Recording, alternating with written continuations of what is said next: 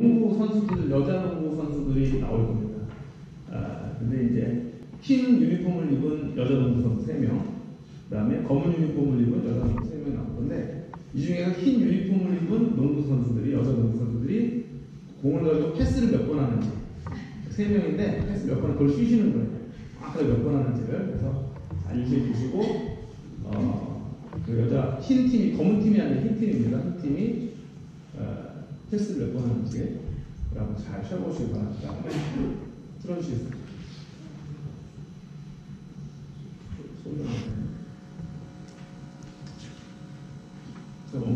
소리가 안 나와.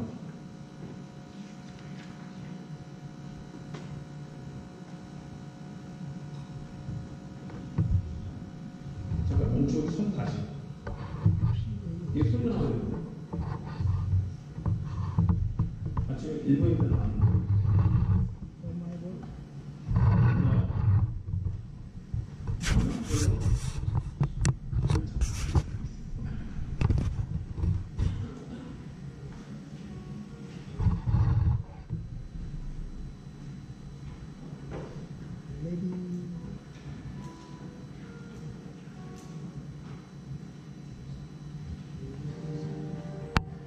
됐어요? 오케이. 들어주세요.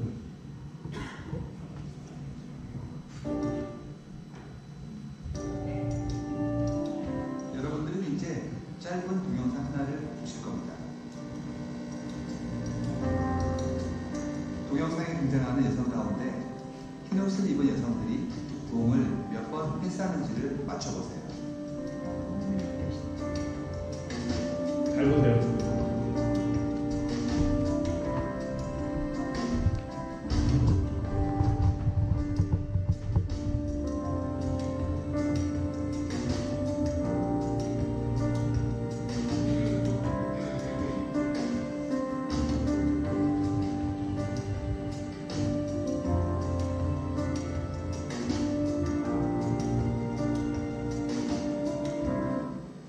여기까지 했고요.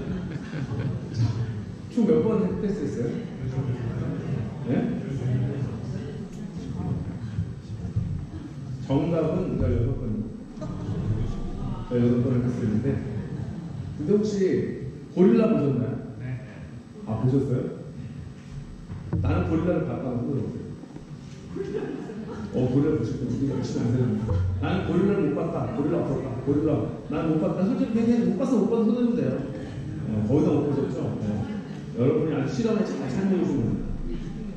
이게 무슨 실험이냐면 아주 유명한 실험인데, 무주의 맹시 실험이라는 거죠. 무주의 맹시 실험. 그래서 내가 주의하지 않고 보면은 안 보이는 거예요. 여기 분명히 고릴라가 지나갔습니다. 큰 고릴라. 처음부터 한번 다시 한번 보여주세요. 처음부터. 큰 고릴라가 지나갔어요. 흰 옷을 입은 여성들이 몇 번 패스하는지를 맞춰보세요.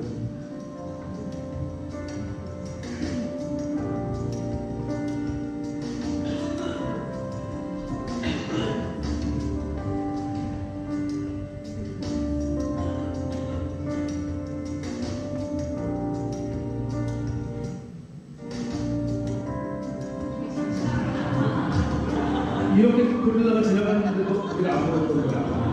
똑같은 영상입니다. 다른 영상 아니에요. 여성 없어졌어요. 네. 이렇게 큰 고릴라가 지나갔는데 대부분 80% 이상이 못 보셨어요. 이게 아주 유명한 실험입니다. 무주의 맹시 실험이라고 일명 고릴라 실험이라는 건데, 이것뿐만이 아니에요. 사실은 여러 몇 가지가 더 있는데, 뒤에 커튼 색깔이 바뀌었습니다. 커튼 색깔도 원래 붉은 색깔이었는데 저기 노란 색깔입니다. 그걸로 바뀌었고요. 그 다음에 여기서 보면은 고릴라 대신에 여자 농구 선수 한 명이 나갔어요. 그래서 여자 한 명 나가고 고릴라가 처음에 들어왔는데, 우리는 그걸 전혀 못 보는, 왜 못 봤을까요? 우리는 오직 흰 옷 입은 농구 선수가 몇 번을 패스할 건가 거기에만 집중을 했기 때문에 고릴라도 안 보이고, 뒤에 커튼 색깔 바뀐 것도 안 보이고, 또 여자 농구 선수 한 명이 나간 것도 안 보이는 거예요. 검은색 옷 입은 그 여자 농구 선수가. 우리는 오직 흰색 농구 선수들이 몇 번을 패스했나 거기에만 집중했기 때문에. 그래서 이게 아주 유명한 실험입니다. 심리학자들이 한 실험 중에 아주 유명한 실험인데, 그래서 사람은 자기가 관심 있는 것이 보인다는 겁니다. 내가 집중하는 것이 보이고 내가 몰입하는 것이 보이는 거예요. 그 외에는 잘 안 보여요.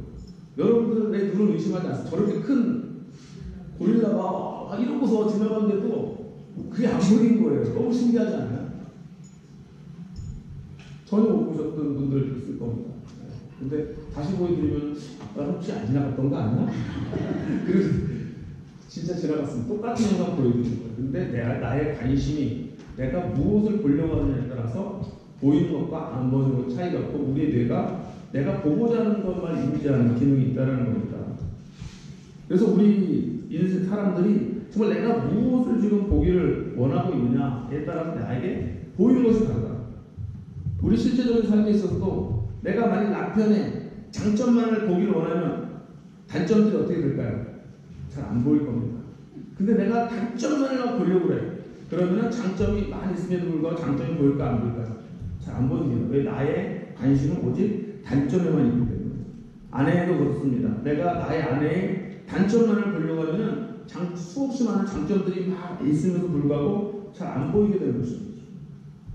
나의 관심이 어디 있느냐, 나의 목표가 어디냐에 따라서 내가 보는 것이 달라지는 그러한 현상이 우리에게 많이 나타납니다. 특별히 우리는 믿음의 사람들입니다. 우리가 예수를 믿으며 살아갈 때 주님만을 바라보면서 우리가 살아갈 때는 세상에 어떤 어려움과 해감과 역경이 있다 할지라도 오직 주님으로 인해서 그 모든 것들을 이길 수가 있게 됩니다. 그런데 우리가 이 세상의 것들을 목표로 해서 이 세상의 것들만 관심을 가지고 그것들만을 바라보면서 살아가면 주님이 곳곳에서 우리를 도우시고 우리를 만나시길 원하시고 긍휼을 베푸시길 원하시고 자비를 베푸시기를 원하심에도 불구하고 주님이 보이지 않는 겁니다. 왜 안 보일까요? 주님이 거기 계시지 않아서 안 보이는 것이 아니라 내 마음의 관심이 온통 세상적인 것들, 물질적인 것들, 눈에 보이는 것들에만 관심이 있기 때문에 내 곁에 계신 주님이 느껴지지 않고 보이지 않을 수 있다는 것이죠. 그러므로 우리 믿음의 사람들, 특별히 오늘 이제 3월 마지막 날이면서 또 3월의 마지막 주일입니다. 벌써 2019년도 3개월이 지나갔습니다. 이제 남은 시간 동안에 우리가 더욱더 주님을 바라볼 수 있는 믿음의 성도들 다 되시기를 주님의 이름으로 축복을 드립니다. 우리는 주님을 바라보는 자들이 되야 됩니다. 그러면 세상의 삭사한 것들은 그냥 지나가 버릴 수가 있습니다. 그런데 우리가 주님을 바라보지 아니하고 세상 것들을 바라보려고 하면 주님이 우리 곁에서 우리를 위로하시고 격려하시고 새 힘을 주시길 원하는데도 그 주님이 우리의 눈에 보이지 않는 것입니다. 주님이 나와 함께하지 않으십니까? 그렇게 말하는 것입니다. 그러나 결코 주님은 우리를 떠나신 적도 없고 우리를 그분의 손에 놓으신 적도 없습니다. 주님 우리와 날마다 동행하신 줄 믿습니다. 믿음의 눈을 떠서 주님의 은혜를 보고자 하면 주님의 은혜가 보이게 되는 것이죠. 우리는 주님의 길로 행할 수 있는 하나님의 사람들이 되어야 됩니다. 오늘 말씀에도 보니까 2장 3절에 내 하나님 여호와의 명령을 지켜 그 길로 행하라 그렇게 나옵니다. 그 길로 행하라. 우리 다 같이 한번 따라해 보겠습니다. 그 길로 행하라. 그 길로 행하라. 주님이 기뻐하시는 길, 하나님의 길로 행하고 믿음의 길로 행하고 신앙의 길로 행하고 사명의 길로 행하고 십자가의 길로 행할 수 있는 저와 여러분이 되어야 될 줄 믿습니다. 그래서 그 길을 걸어가게 되면 주님이 보입니다. 주님이 보여요. 어떤 사람이 이야기했죠. 내려갈 때 보았네, 올라갈 때 보지 못한 듯고. 인생을 막 성공을 향해서 막 달려갈 때는 꽃 한 송이 예쁜 것들이 보이지 않고 내 주변에 사랑하는 사람들이 보이지 않습니다. 그런데 인생의 내리막길을 탁 내려다 보니까 이제 꽃도 보이기 시작하고 내 주변에 소중한 사람들이 보이기 시작한다는 것이죠. 우리가 인생의 성공, 또 이 세상에서의 부귀영화와 출세 이런 것들만을 목표로 해서 우리가 달려나가면 정말로 중요한 것들이 보이지 않습니다. 그러나 이제 우리 인생의 목표가 변화가 되고 내 인생의 목표가 바뀌게 되면 보이는 것도 바뀌게 될 줄로 믿습니다. 아멘. 목표에 따라 보이는 게 달라진다는 것을 우리가 늘 기억을 해야 됩니다. 그래서 내가 바라봐야 될 분, 그분이 주님이십니다. 내가 걸어가야 될 인생의 길, 그것은 바로 주님의 길인 줄로 믿습니다. 아멘. 그러면 우리 인생의 길에 있어서 보이는 것이 달라지는 역사가 나타나게 될 줄로 믿는 것입니다. 그래서 오직 주님 안에서 한 길로 걸어갈 수 있는 우리들이 되어야 됩니다. 특별히 하나님은 우리 인생을 향하여서 있잖아요. 계속해서 한 가지 마음을 가지고 계셨습니다. 한 뜻을 품고 계셨습니다. 그래서 우리 인생을 향하신 하나님의 뜻은 바로 한 길을 가는 그 길이셨던 것 같아요. 조금 시간이 걸리겠지만 제가 여러분들에게 읽어드리기를 원하는 말씀이 있습니다. 우리가 계속해서 성경 읽고 하면서 모세가 남기신 말씀, 또 여호수아가 마지막 때 남긴 말씀, 사무엘이 남긴 말씀, 그렇게 계속해서 묵상을 했습니다. 그러면서 이제 그 다윗에 관해서 묵상을 하면서 다윗이 또 마지막 때 남긴 말씀들을 제가 비교해 보니까 그 말씀이 거의 한 길을 갖고 있어요. 모세가 이제 마지막에 남긴 말씀이 이렇습니다. 신명기 30장 1절에 나옵니다. 너와 내 자손이 내 하나님 여호와께로 돌아와 내가 오늘 내게 명령한 것을 온전히 따라 마음을 다하고 뜻을 다하여 여호와의 말씀을 청종하며 내 하나님 여호와께서 마음을 돌이키시고 너를 긍휼히 여기사 포로에서 돌아오게 하시되 내 하나님 여호와께서 뜨신 그 모든 백성 중에서 너를 모으시리니. 마지막으로 모세가 이스라엘 백성들에게 남겨준 말씀입니다. 이제 모세의 뒤를 이어서 이스라엘 지도자가 되었던 여호수아도 이제 하나님 앞에 가면서 그 백성들에게 또 이렇게 말합니다. 여호수아 23장 6절 이하에 나옵니다. 그러므로 너희는 크게 힘써 모세 율법에 기록된 것을 다 지켜 행하라. 그것을 떠나 우로나 좌로나 치우치지 말라. 오직 너희 하나님 여호와께서 가까이 하기를 오늘까지 행한 것 같이 하라. 그러므로 스스로 조심하여 너희 하나님 여호와를 사랑하라. 그러므로 이제는 여호와를 경외하며 온전함과 진실함으로 그를 섬기라. 오직 나와 내 집은 여호와를 섬기겠노라.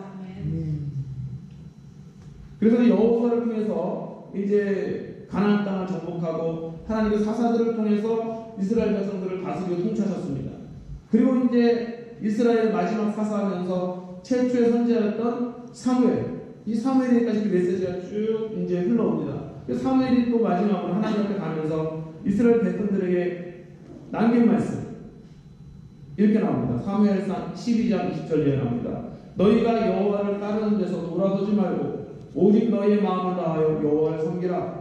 돌아서 유익하게도 못하며 구원하지도 못하는 헛된 것들을 따르지 말라. 그들은 헛되니라. 너희 여호와께서 너희를 위하여 행하신 그 큰 일을 생각하여 오직 그를 경외하며 너희 마음을 다하여 진실히 섬기라. 뭔가 모세와 여호수아와 사무엘이 마지막으로 남긴 이 말씀 가운데 일맥상통하는 것이 있지 않으십니까? 면면이 흐르고 있는 한 가지 메시지가 있잖아요. 여호와를 잘 섬기라. 여호와를 경외하라. 그분의 말씀을 순종하라. 여호와를 사랑하라. 그분의 말씀을 다 지켜 행하라. 좌로나 우로나 치우치지 말아라. 이런 말씀으로 흘러가고 있습니다. 자, 그래서 이제 사무엘이 이제 사울왕을 세우고 그 다음에 이제 사울왕이 하나님의 불순종에서 사울왕이 패해지고 다윗왕을 세웁니다. 그리고 다윗왕의 이야기는 성경에서 가장 많은 부분을 아마 찾을 것입니다. 성경에 이제 분량으로 따지면은 어떤 한 개인의 이야기와 스토리가 쭉 나오잖아요. 성경에서 이제 많은 부분을 차지하는 분이 요셉이라는 분이 있습니다. 요셉이 창세기 뒤편 부분은 거의 요셉의 이야기입니다. 그래서 요셉이 이제 어떻게 아버지 야곱의 사랑을 받았고 형의 그 질투를 받아가지고 형들의 질투를 받아서 이 보디발의 집에 팔리고 그곳에서 또 어떤 시련을 당하고 또 감옥에 가고 감옥에서 꿈을 해몽해서 또 이집트의 총리가 되어져서 자기의 가족들 어떻게 다 구원했는가 아주 장하게 대서사시처럼 쭉 나옵니다.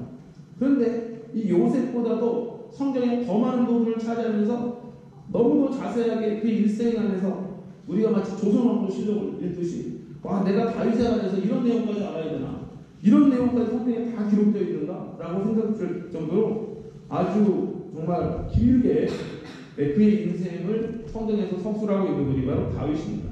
그래서 사무엘상 초중반부를 지나서 다윗 얘기를 시작되어가지고 사무엘 하를 지나서 열왕기상 초반부 얘기까지 다윗왕에 쭉 나오는 것입니다. 그리고 오늘 우리가 읽은 말씀 열왕기상 2장에 들어서 이제 다윗이 솔로몬에게 유언을 남기는 것입니다. 이렇게 다윗이 정말 파란만장한 인생을 살았다는 것입니다. 정말로 굴곡진 인생을 살고 너무도 고생을 많이 한 인생을 살았죠. 그의 인생에 영광도 많이 맛보았지만 인생 스트레스는 패배도 많이 맛보고 상처도 많이 얻었던 그러한 인생을 살았습니다. 정말 파란만장한 인생을 살았던 사람이 다윗입니다.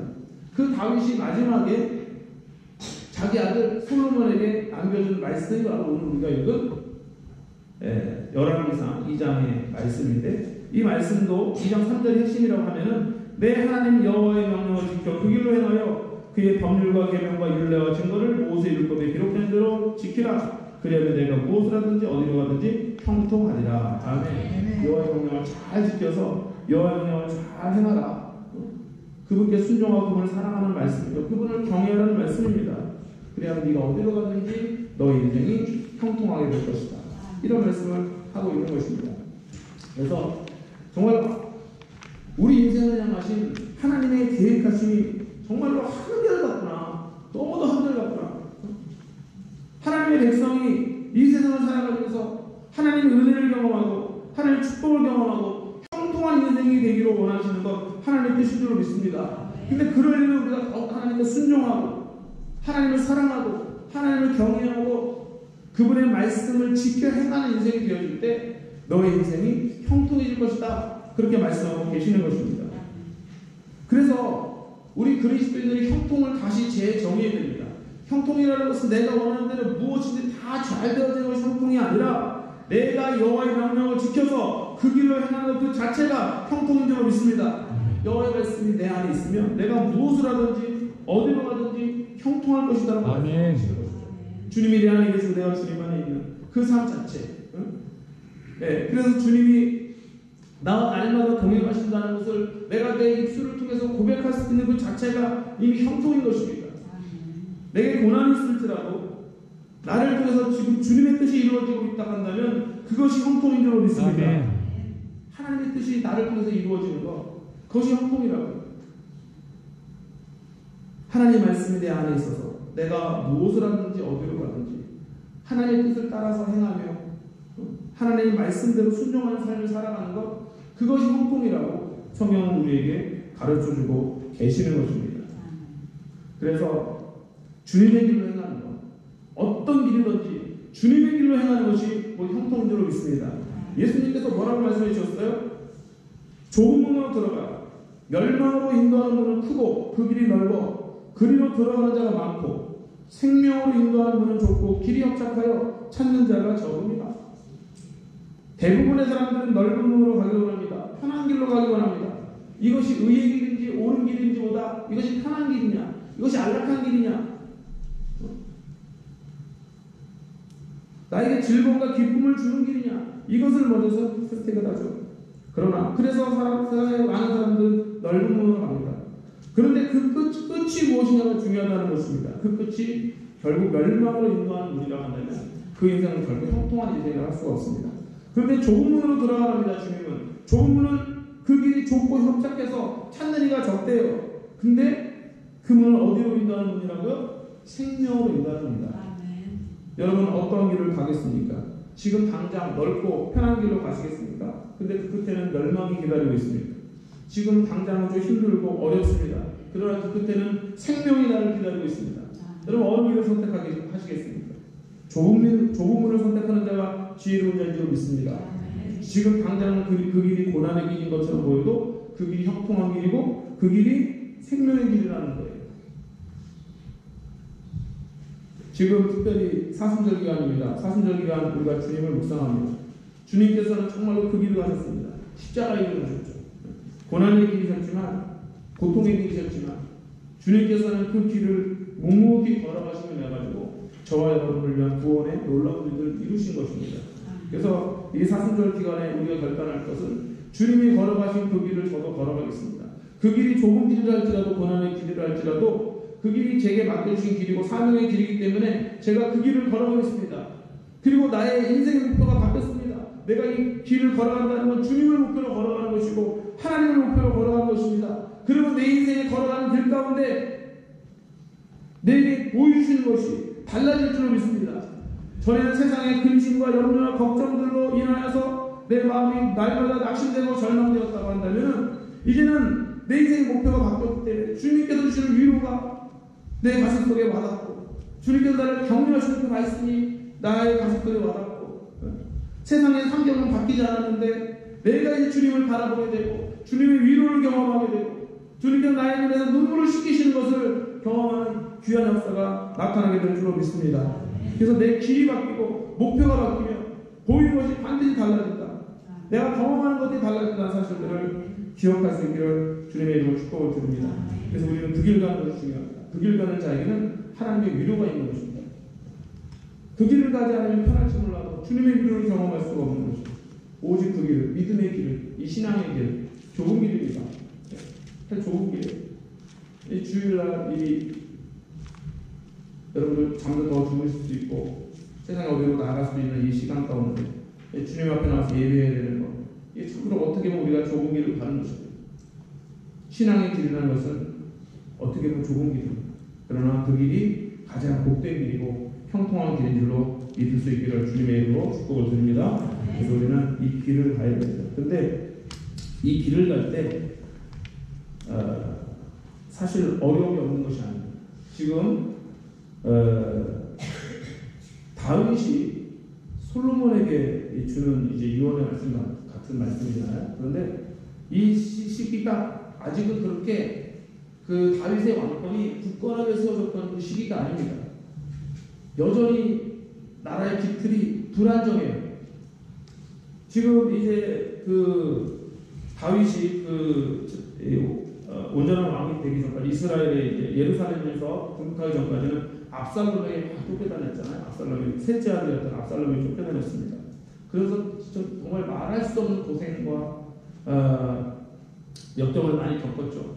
그러면서 이제 다윗이 왕이 되어 나라를 다스리고 이제 나라가 이제 평안해지는 것 같았습니다. 그리고 다윗이 나이가 많이 들은 거예요. 나이가 많이 들었는데 열왕기서 1장에 그것이 나옵니다. 그래서 다윗 왕이 나이가 많은 늙은이 이불을 덮어도 따뜻하지 않았다. 나이가 많아서 이제 다윗 왕이 늙으셔가지고 이불을 덮어도 따뜻하지 않은 그런 나이가 된 겁니다. 그런 좀 됐는데 이 다윗의 넷째 아들이었던 아도니아라는 사람이 또 반역을 일으키게 됩니다. 그래가지고 자기 스스로 사람들을 모아가지고 내가 왕이다 막 이러는 겁니다. 그럴 때 우리아의 아내 바세바가 이제 다윗이 그 전에 바세바에게 너의 아들 솔로몬이 왕이 될 거다 이런 약속을 했거든요. 바세바가 가슴이 철컹한 겁니다.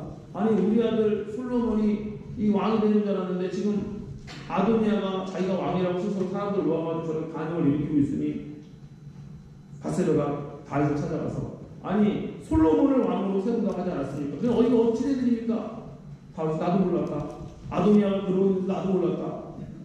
그러면서 이제 솔로몬을 왕으로 임명을 하고 이제 솔로몬에게 당부를 하는 말씀이 바로 오늘 말씀입니다. 그러니까 다윗이 얼마나 좀 불안하겠어요. 솔로몬의 나이가 아직 어립니다. 20살 얼마 됐을 거라 생각이 됩니다. 그 당시로 말하면 그것도 어린 나이는 아니지만 요즘 우리 생각에 20살은 너무 어린 나이잖아요. 생각해보세요. 우리나라 대통령이 20살짜리 우리나라 대통령이 됐다. 고등학교를 막 졸업한 20살짜리가 대한민국 대통령이 됐다. 여러분 불안하시겠어요? 안 불안하겠어요?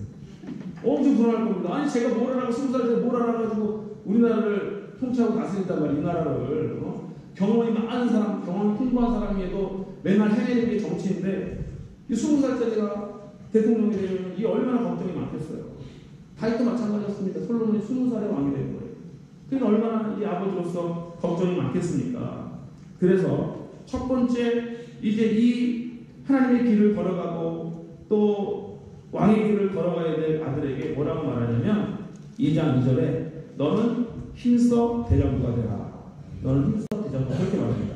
자 우리 다 같이 한번 따라해봅니다. 너는 힘써 대장부가 되라. 너는 힘써 대장부가 되라. 이 말씀을 이제 원문으로 우리가 좀 해석해보면 So be strong 강해져라는 겁니다. 강해져라. 담대해져라. 강해져라. 그 다음에 show yourself on 너가 하나님의 사람인 것을 나타내라. 드러내라는 것입니다. 그래서 더욱더 강해지고 하나님의 사람으로서 이 모든 삶을 감당해내라는 것이죠. 우리가 이 믿음의 길을 걸어갈 때 하나님께서 또한 우리에게 동일하게 말씀해 주시는 줄 믿습니다. 하나님의 사람들이 더 강해져야 될 줄 믿습니다. 강하고 담대해야 됩니다. 기회롭게서 주시는 말씀이에요. 새로운 이 상황을 향해 나갈 때는 우리에게 강하고 담대함이 있어야 됩니다.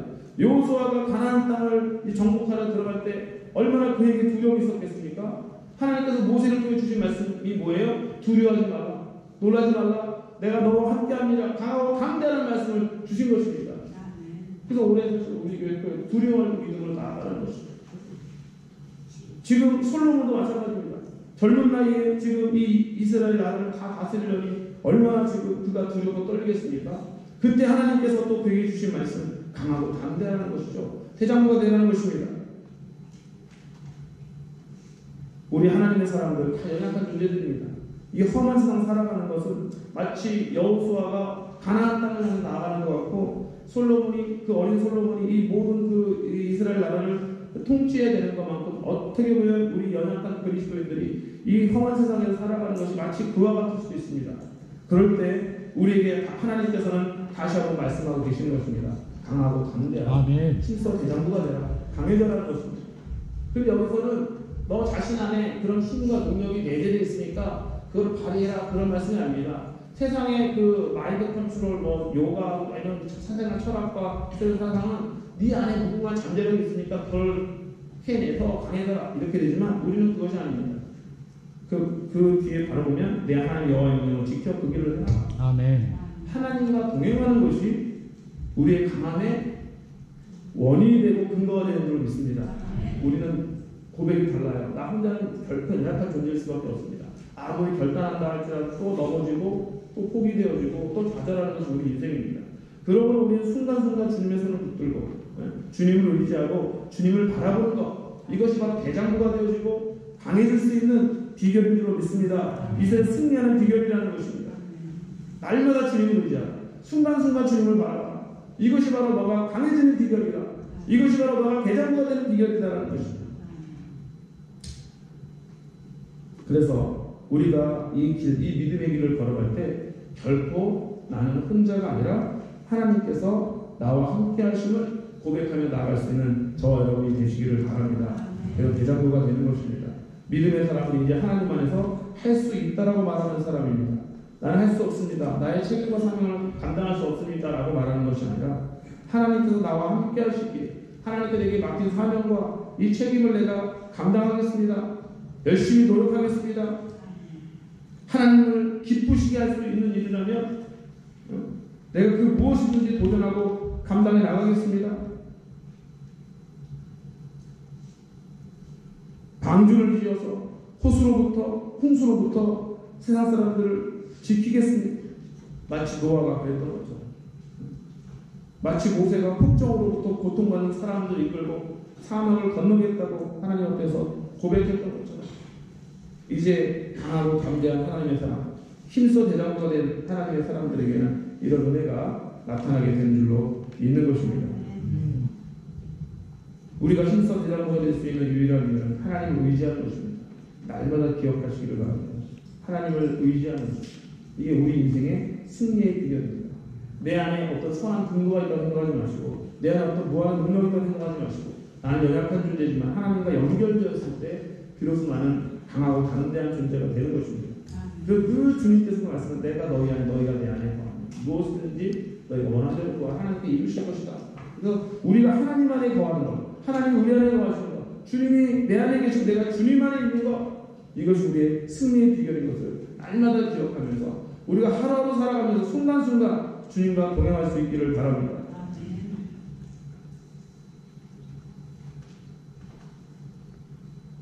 그래서 바울 사도께서도 그 자신의 아들 같았던 제자 디모데에게 디모데후서 2장 1절에 이렇게 나옵니다. 내 아들아, 그러므로 너는 그리스도 예수 안에 있는 은혜 가운데서 강하고, 그렇게 나옵니다. 그냥 너 스스로 강하라는 것이 아니라 그리스도 예수 안에 있는 은혜 가운데서 강하라는 것입니다. 우리가 예수 안에 있을 때 우리는 비로소 강한 존재가 되는 줄 믿습니다. 히브리서 10장 35절에 보니까 그러므로 너희 담대함을 버리지 말라. 이것이 큰 상을 얻게 하리라. 주님 안에 있는 담대함을, 용기를 버리지 않고 하나님께서 우리에게 맡긴 사명을 우리가 감당하며 나아간다는 데는 하나님께서 반드시 큰 은혜를 베풀어 주실 줄로 믿습니다. 그래서 하나님은 그 길로 행하는 자에게 반드시 용기와 담대함을 주실 것이다. 우리가 주님의 길로 행하려고 하면 하나님은 반드시 은혜를 베풀어 주실 것이라는 것입니다. 그리고 우리가 이 믿음의 길을 행할 때 용기와 담대함이 있어야 되는데, 두 번째로 지혜도 있어야 됩니다. 지혜. 이제 솔로몬이 왕이 되어가지고 걱정이 많았던 것 같아요. 내가 여러분 생각을 많이 하고 막 근심 걱정하고 많은 이런 것들이 보면은 꿈에 이렇게 나타날 때가 있잖아요. 꿈에. 그래서 내가 평소에 뭐를 많이 생각하냐에 따라서 그 꿈에 반영이 된다고 이제 심리학자들이 그러는데, 솔로몬도 이 나라를 내가 이제 왕이 됐는데, 내가 이 나라를 어떻게 다스릴까? 이제 아버지 다윗이 돌아가셨습니다. 2장 10절에 보면 다윗이 그의 조상들과 함께 다윗성에 장사가 됐다. 2장 12절에 솔로몬이 그의 아버지 다윗의 왕이 하느니 그의 나라가 심히 견고하니라, 이렇게 말씀이 나옵니다. 그래서 다윗이 솔로몬이 왕이 돼가지고 이제 이 이스라엘 나라를 다스리려고 하는데, 자기는 아직 어리고 너무 지혜가 부족하고 분별력도 부족하고 어떻게 모든 것을 판단하고 재판하고 이 나라를 통치해야 될지 잘 모르겠는 거예요. 그런데 어느 날 밤에 잠을 자는데 꿈을 꿉니다. 너무 유명한 이야기잖아요. 꿈을 꿉니다. 하나님께서 솔로몬에게 내가 너에게 무엇을 줄고 물어보십니다. 여러분은 뭐라고 대답하시겠습니까? 하나님께서 꿈에 여러분이 나타나시는 거예요. 그래서 질문하십니다. 내가 너에게 무엇을 줄고? 무엇을 달라고 하시겠어요? 솔직하게. 한번 말을 하시고 서로 여러분의 마음속으로 대답하는 거 솔직하게. 무엇을 달라고 하실까? 근데 솔로몬은 뭘 구했죠? 지혜를 구했다는 것입니다. 지혜를 구했어요. 그것이 하나님을 기쁘게 했습니다. 그래서 11절에 보니까 3장 11절, 이에 하나님이 그에게 이르시되 내가 이것을 구하도다. 자기를 위하여 장수하기를 구하지도 아니하며 부도 구하지 아니하며 자기 원수의 생명을 멸하기도 구하지 아니하고 오직 송사를 듣고 분별하는 지혜를 구하였으니, 이거는 하나님께서 맡기신 이 백성들 어떻게 내가 잘 다스릴까 하는 그 지혜를 구했다는 것이죠. 내가 내 말대로 하여 내게 지혜롭고 총명한 마음을 주노니 내 앞에도 너와 같은 자가 없거니와 내 뒤에도 너와 같은 자가 일어나면 없으리라. 내가 또 내게 구하지 아니한, 다시 우리 3장 13절 중요합니다. 내가 구하지 아니한 부귀와 영화도 내게 주노니 내 평생의 왕들 중에 너와 같은 자가 없을 것이라. 할렐루야. 그래서 솔로몬이 우리는 하나님께 지혜를 구해야 됩니다. 지혜. 하나님, 우리 가정을 내가 믿음의 아버지로서 우리 가정을 잘 다스려야 되는데 제가 지혜가 부족합니다. 하나님 지혜를 주세요. 좋은 남편이 되고 싶은데 하나님 지혜가 부족합니다. 좋은 아내가 되고 싶습니다. 믿음의 아내가 되고 싶습니다. 남편을 변화시키고 싶습니다. 하나님, 그러나 제가 지혜가 부족합니다. 우리 자녀들 하나님 말씀으로 잘 양육하는 지혜로운 아비가 되기를 원하는데 제가 지혜가 부족합니다. 주의 몸된 교회를 잘 목회하기를 원하는데 하나님 지혜가 부족합니다. 또 우리에게 맡기신 이 형제 자매들을 잘 섬기기 원하는데 하나님 지혜가 부족합니다. 하나님 지혜 주셔서 하나님께서 내게 맡기신 잘 감당해 주세요. 그것이 꼭 교회이든 가정이든 여러분 사업처이든 여러분 직장이든 그 어디서나 예수 그리스도의 이름으로 여러분이 살아가는 그곳에서 정말로 내가 하나님의 사람으로서 잘 감당을 원하는데 참 지혜가 부족합니다. 야고보서 1장 2절에 보니까 너희 중에 누구든지 지혜가 부족하거든 모든 사람에게 후히 주시고 꾸짖지 아니하시는 하나님께 구하라. 그리하면 주시리라. 오직 믿음으로 구하고 조금도 의심하지 말라. 의심하는 자는 마치 바람에 밀려 요동하는 바닷물결 같으니 이런 사람은 무엇이든지 줄 게 없기를 생각하지 말라. 그렇게 말씀합니다. 지혜가 부족하거든 모든 사람에게 후히 주시고 꾸짖지 아니하시는 하나님께 구하라. 그리하면 주시리라. 할렐루야. 하나님께 반드시 주실 것입니다. 하나님, 너희 지혜가 부족하냐 이놈아, 꾸짖지 않으신다는 거죠. 우리는 모두가 다 지혜가 부족합니다.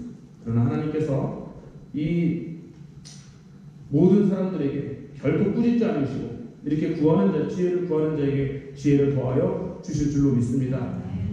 바로 그 길을 가려고 하는 자, 하나님의 길을 가려고 하는 자에게, 믿음의 길을 가려고 하는 자에게 하나님께서 반드시 솔로몬이 주었던 그러한 지혜들을 저와 여러분에게도 공급하여 주실 줄로 믿습니다. 그 이후에 또 하나님께서는 솔로몬에게 많은 동역자를 허락하십니다. 내가 하나님의 길을 가려고 하니까 이 나라의 백성을 잘 다스리고 통치하려고 하니까 하나님께서 많은 동역자들을 부져주시는 사건이 이제 열왕기상 4장에 나오게 됩니다. 그래서 그 길을 가는 자에게 하나님께서 부어주신 놀라운 은혜와 축복이 있습니다. 그 길이 비록 좁고 협착한 길을 할지라도 때로는 고난의 길이라 할지라도 그 길 가운데 주님이 함께 하시기에 그 길이 형통한 길인 줄 믿습니다. 그 길이 의의 길이고 그 길이 생명의 길이고 그 길이 반드시 우리가 걸어가야 될 길인 것입니다. 다른 길을 우리가 좌로나 우로나 쳐서는 안 되는 것입니다. 성경에 보면 좌로나 우로나 치우치지 마라. 오직 하나님 안에 있는 그 길을 걸어가라. 하나님께 너에게 주신 그 사명의 길과 생명의 길을 걸어가라고 우리 계속 반복해서 말씀해주고 계시는 것이죠. 믿음의 길을 걸어가고 십자가의 길을 걸어갈 때 세상 사람들을 경험할 수 없는 놀라운 은혜를 경험하게 될 것입니다. 하나님께서 여러분과 함께 하시는 일을 경험할 것입니다. 하나님께서 길을 열어주시는 것, 하나님께서 내 인생에 내가 걸어갈 길을 미리 예비하신 일들도 여러분들 경험하게 될 줄 믿습니다. 놀라운 은혜를 경험하게 되는 것입니다. 또 지혜를 주시는 하나님을 경험하게 되고 나를 강하고 강대하게 하시는 하나님을 또 경험하게 될 줄 믿습니다. 이것이 바로 그 길을 걸어가고자 합니다. 사명의 길을 걸어가고자 합니다. 예배자의 길을 걸어가고자 합니다.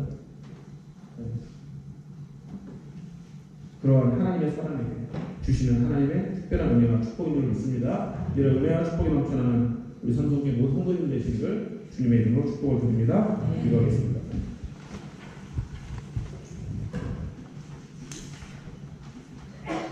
하나님 감사합니다.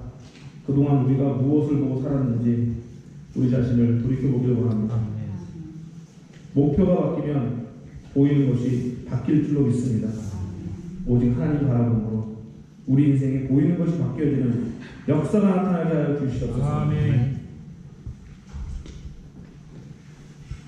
하나님을 바라보는 그 믿음의 길, 예수 그리스도께서 걸으셨던 그 십자가의 길을 나도 걷기를 소원합니다. 그래야서 늘 주님이 나와 함께 하시고 나에게 긍휼을 베푸시며 나를 강하고 담대하게 하시며 나에게 지혜를 주시는 그 은혜와 역사들을 순간순간 매일매일 삶에서 경험케 하여 주옵소서. 감사하며 예수님의 이름으로 기도합니다. 아멘.